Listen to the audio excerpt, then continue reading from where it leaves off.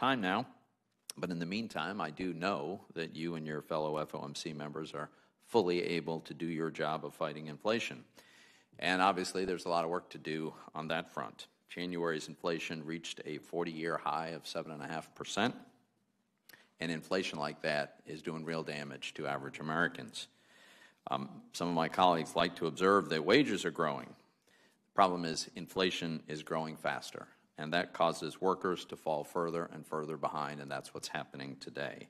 Savers, of course, are earning virtually zero on their savings, while inflation significantly erodes the value of those savings. Our current zero interest rate monetary policy that we've had for some time now is probably appropriate at a period of economic crisis or during a recession. It's hard to see that that makes sense during a period of multi-decade high inflation. Of course, profligate fiscal policy of the last year has also contributed to inflation. Democrat supporters of blowout deficit spending bills like the American Rescue Plan and Build Back Better have looked to blame others for the consequences of their own misguided policy. First, they blamed global supply chains. Now they've shifted their blame to greedy corporations. Actually, inflation is pretty easy to understand. It results from more money chasing fewer goods. The administration's policies, such as overregulation and a war on American energy, have limited the production of goods. And meanwhile, reckless spending has resulted in more money chasing those goods. Of course, the Fed's accommodative monetary policy has further stimulated demand. For several years now, I've warned that it could be extremely difficult to put the inflation genie back in the bottle. Well, the genie is out, and the Fed is behind the curve. We need to act with urgency to get inflation under control. Mr. Chairman, I'm also deeply troubled by what appears to be a growing urge to use financial regulators in general and the Fed in particular to tackle complex political questions that are outside of our financial and monetary system. Questions like how and how quickly to transition to a lower carbon economy. Questions like how to address racially charged social issues, or even how do we improve primary and secondary education. Now, there's no doubt these are very important issues, but they're wholly unrelated to the Fed's limited statutory mandates and expertise. And yet the Fed has been weighing in on every one of these issues.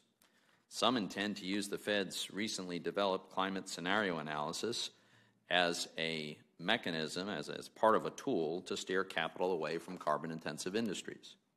All 12 reserve banks have hosted a Racism in the Economy series where invited speakers advocated for specific policies including racial reparations and defunding the police, among other very liberal proposals. And the Minneapolis Fed is actively lobbying to change Minnesota's constitution on the issue of K-12 education policy. Does anyone really think that these activities are within the Fed's statutory mandates? Of course not. What they are is they're challenging and complex issues that require really difficult trade-offs. And in a democratic society, those trade-offs have to be made by elected representatives who are directly accountable to the American people. Consider some trade-offs associated with addressing global warming. Now, if we limit domestic oil and gas production, Americans will pay more at the pump. How much more is appropriate? If we suddenly limit domestic production without feasible energy alternatives, our nation and the world will become more reliant on fossil fuels from autocratic nations. We're watching that play out. When does that reliance present an unacceptable national and global security threat? These are just examples of the unlimited number of equally challenging trade-offs for all of these politically charged topics, none of which should be decided by unelected and unaccountable central bankers. Jerome Powell admits that the Fed should have moved earlier to control inflation earlier, as they went way past their 2% goal. I would say they are very past 2%. We are at 7.5% as of recent CPI numbers in early January, late February 2022. As we speak, we are at a 40-year high in inflation, and with the Ukraine situation and the trucking situation and the supply chain situation, we are approaching 10%, double digits or higher. In cities such as mine, NYC, easy money policies from the Federal Reserve plus supply chains having problems and not correcting to catch up with inflation leaves the Feds threatening again to use their tools. Nothing has happened yet, regardless of what they say.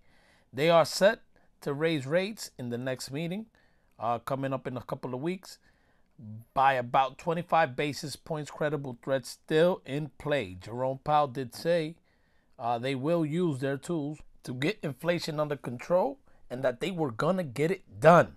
Sounds promising. Let's see Jerome Powell testifying live in action. Editor, roll the clip.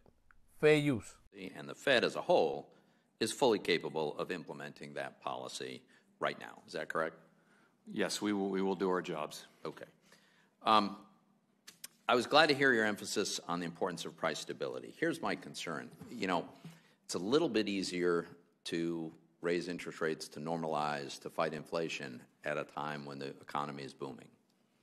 What I'm a little bit worried about, and I fully acknowledge nobody knows how this is going to play out, but I think it's fair to say that this war has changed the risk profile a little bit with respect to inflation, as you just alluded to. There's certainly some upward pressure on energy and maybe beyond.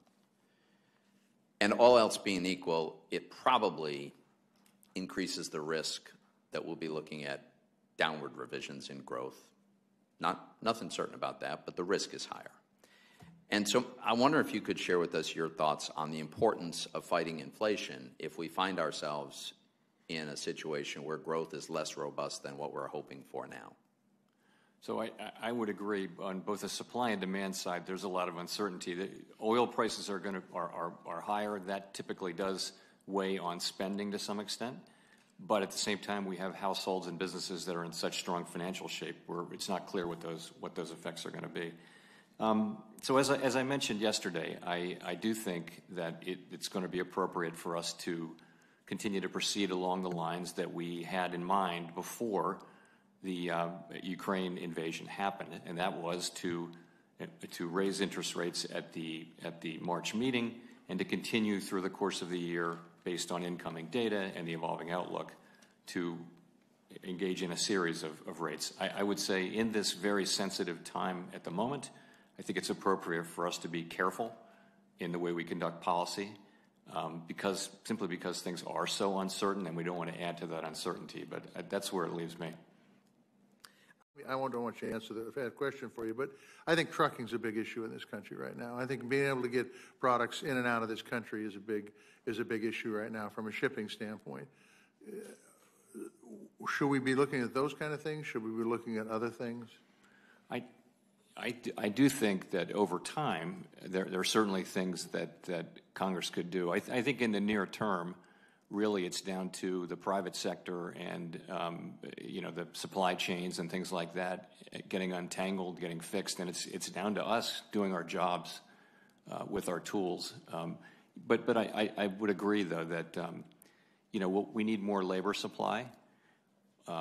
We need more semiconductors and things like that. Clearly, you mentioned trucking. We're short workers right now in a way that we had a shock to participation that's much larger than in any other country, and there must be ways to address that. Although some of that is voluntary, clearly on the part of people who've decided to retire and things like that. Okay, thank you, Mr. Chairman. As the FOMC noted in January, federal funds rate is our primary means of adjusting the stance of monetary policy.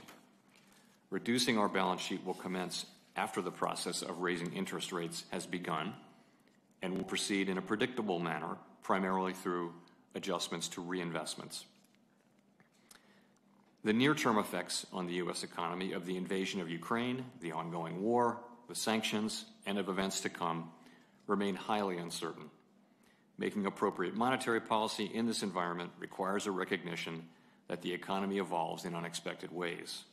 We'll need to be nimble in responding to incoming data and the evolving outlook. Maintaining the trust and confidence of the public is essential to our work. Last month, the Federal Reserve finalized a comprehensive set of new ethics rules to substantially strengthen the investment restrictions for senior Federal Reserve officials. These new rules will guard against even the appearance of any conflict of interest.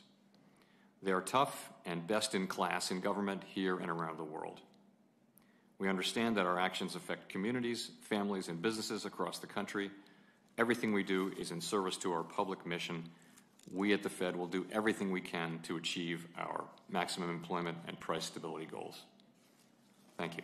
What I can say is that his testimony, although as honest enough as possible without triggering any more panic in the markets, is that as he was testifying to the Senate Banking Committee, he did say it will get worse this year before it gets better as we go forward. They have lost control, guys. Stay tuned for the CPI in the following weeks. The numbers will be coming out soon. I expect double digits. Hey guys, it's Jose, your regular Joe Blow again, keeping an eye out and my ears open to the situation at hand. We will see higher gas prices at the pumps, guys, which means that transportation and energy costs will also rise for all businesses. I hate to say this again.